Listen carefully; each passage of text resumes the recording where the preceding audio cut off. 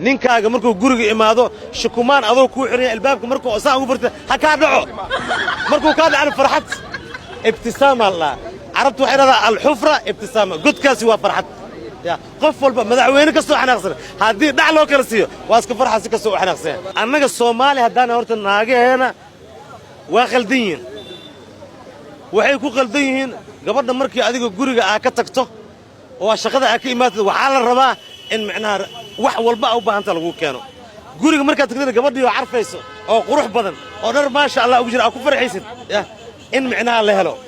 hadii gabdhaha waxaas laga way rag waa gadoodayaan in aan kala guursado dantaas ku qalifayso hadii diricii saaka ani aan ku ogaa hadana maqribkii aan ugu imaado taas macnaha in laga tago ciida isku dhigtimo guriga gale waxa lagu leeyahay galaas bi ilma ugu adiga xabiibtaad inay ku kantaan rabaa guriga ninka ugu yarna adi waay ninka ugu weyn adi leeyahay mar gabdhaha waxaan ka codsanaa ninkaaga markuu guriga imaado shukumaan adoo ku xiray albaabka markuu asaa ugu furtay ha ka dhaco markuu ka dhaco farxad ibtisaama la arabtu waxay radaa al hufra ibtisaama godkaasi waa farxad ya qof walba madaxweyne ka soo xanaaqsan hadii dhac loo kala siiyo waa iska farxad si ka soo xanaaqsan waa ku salaama